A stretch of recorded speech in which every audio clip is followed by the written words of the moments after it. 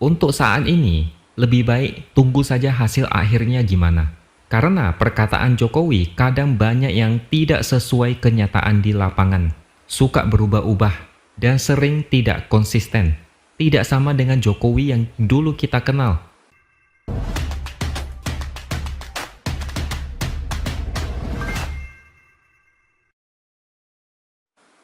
Halo, bertemu lagi dengan saya, X Hardy di Opini Seaword. Prabowo belum juga dilantik jadi presiden. Bulan Oktober juga masih lama, tapi kita semua sudah pusing dengan banyaknya wacana yang beredar.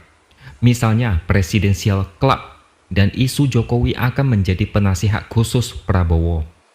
Belum lama ini, Jokowi komentar soal dia menjadi penasihat Prabowo. Jokowi cuma bilang begini, dia masih menjadi presiden sampai 6 bulan ke depan. Sekarang masih bekerja sebagai presiden, tapi udah ditanyakan begitu. Untuk saat ini, lebih baik tunggu saja hasil akhirnya gimana. Karena perkataan Jokowi kadang banyak yang tidak sesuai kenyataan di lapangan, suka berubah-ubah, dan sering tidak konsisten.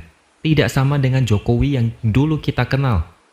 Sebenarnya, asal mula wacana Jokowi jadi penasihat Jokowi datang dari Marwarar Sirait, mantan politikus PDIP yang pindah dukungan ke Prabowo Gibran.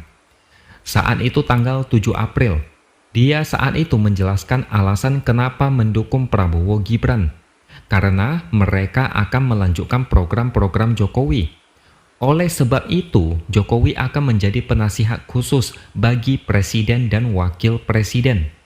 Bukan cuma Marwarar Sirait, Menteri Investasi Bahlil Lahadalia juga mengatakan Jokowi mungkin bisa menjadi penasihat khusus Prabowo karena dalam politik semua bisa terjadi. Kemudian dari sudut pandang Ketua MPR Bambang Susatyo atau Bamsud, Jokowi dimungkinkan untuk menjadi penasihat Prabowo dengan cara mengaktifkan kembali Dewan Pertimbangan Agung atau DPA. Lembaga ini bisa menjadi bentuk formal dari Presidential Club yang mau dibentuk Prabowo. Ada banyak persepsi terkait Jokowi menjadi penasihat Prabowo. Sebenarnya ini bukan masalah. Terserah Prabowo mau menjadikan Jokowi sebagai apa saat sudah lengser. Tapi kalau menurut pengamatan saya ada dua sudut pandang. Sudut pandang pertama adalah Prabowo masih belum yakin dengan kemampuannya memimpin negara. Prabowo kelihatan kayak belum siap memimpin tanpa bayang-bayang Jokowi.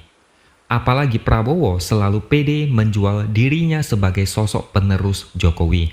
Menjual sosok Jokowi sebagai sosok inspiratif bagi Prabowo. Dan Prabowo saat ini mendapat segudang warisan dari Jokowi. Ada 43 proyek strategis nasional yang tidak selesai di era Jokowi. Mayoritas proyek itu adalah berupa jalan tol. 32 proyek jalan tol, 5 proyek bendungan, 2 daerah irigasi, 1 pengerjaan air baku, 1 proyek sistem penyediaan air minum, 1 proyek sanitasi dan 1 proyek kawasan industri. Jokowi sempat bilang nilai dari proyek yang tidak selesai di tahun 2024 mencapai 1.427 triliun. Sedangkan baru-baru ini, pemerintah menetapkan 16 proyek strategis nasional baru yang akan dilanjutkan oleh Prabowo Gibran. Totalnya mencapai 1.264 triliun. Ini belum termasuk pengembangan IKN yang belum selesai seluruhnya. Dan juga kereta cepat yang kabarnya akan dilanjutkan sampai ke Surabaya. Kalau dipikir-pikir, Prabowo bisa saja terbebani dengan besarnya warisan dari Jokowi. Anggap saja Prabowo pusing mengurusi ini, sehingga tidak bisa lepas dari ketergantungan terhadap Jokowi.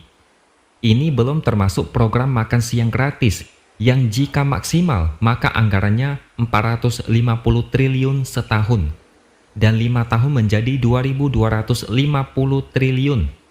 Anggaran sebesar ini kalau dialihkan untuk proyek strategis nasional, ini bakal menjadi pembangunan yang supermasif. Makanya saya pikir Prabowo sangat butuh Jokowi di sampingnya, entah sebagai penasihat atau apa. Kalau tidak ada Jokowi, Prabowo mungkin bisa kebingungan. Apalagi Gibran yang masih terlalu muda. Belum waktunya tapi dipaksa jadi. Pengalamannya tidak akan sanggup menangani masalah kompleks satu negara secara nasional. Coba pikirkan lagi, saat kampanye Prabowo jualan apa? Coba pikirkan lagi, apa program hebat yang ditawarkan Prabowo ke rakyat? Cuma makan siang gratis yang bikin anggaran membengkak. Sisanya cuma joget gemoy, menguasai TikTok untuk merebut hati generasi muda dengan gimmick politik murahan. Selain itu, dia cuma jualan nama Jokowi, bakal melanjutkan program Jokowi, jualan patriotisme dengan tujuan mulia akan mensejahterakan rakyat, agar rakyat bahagia, sejahtera, tidak lapar, mau menjaga kekayaan alam Indonesia dari tangan asing. Itu cuma ucapan inspiratif ala motivator. Detailnya tidak ada. Prabowo menjual produk yang kurang nyata, cuma janji-janji dan teori yang enak didengar di telinga. Yang nyata cuma satu, program makan siang gratis. Sedangkan joget gemoy tidak bisa menjadi program andalan. Itu mungkin akan dilanjutkan 5 tahun lagi. Itu tadi yang pertama. Sudut pandang kedua adalah bisa saja wacana ini adalah idenya Jokowi.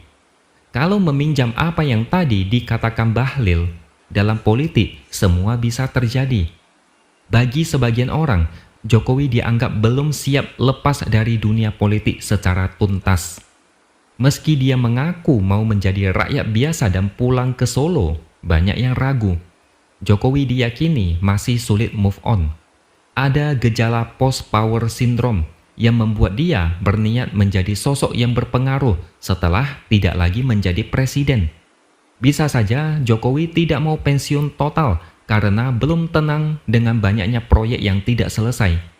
Jokowi kayak mau memastikan sendiri program-programnya dilanjutkan oleh Prabowo Gibran sampai tuntas. Belum lama ini, Projo mulai meminta agar Jokowi jangan cepat-cepat pensiun dari politik.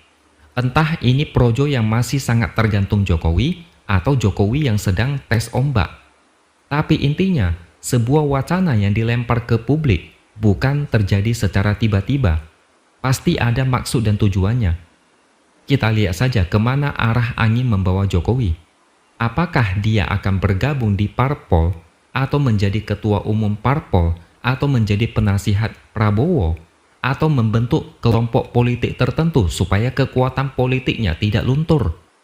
Biasanya tindakan seperti ini ada dua alasan, yaitu ingin tetap eksis atau karena ingin memperkuat diri supaya tidak gampang diserang secara politik. Sebagai perbandingan, coba pikirkan ketika seorang presiden tidak lagi menjabat, apakah ada yang seperti Jokowi diajak menjadi penasihat dan lain-lain? Setahu saya cuma Jokowi. Di masa transisi ini, era Jokowi yang paling bombastis, paling banyak wacana heboh. Era SBY dulu, transisi berjalan tenang dan lancar. Era Jokowi, transisi ini ada lumayan banyak drama. Dan kemungkinan besar, ini ada yang mengembuskan. Tidak mungkin semua ini muncul tanpa sebab. Sebagai penutup, silakan kalian menilai sendiri. Oke, sampai di sini dulu opini dari saya. Subscribe channel ini supaya makin berkembang dan jangan lupa tuliskan komentar Anda. Terima kasih sudah menonton dan sampai jumpa lagi di lain kesempatan.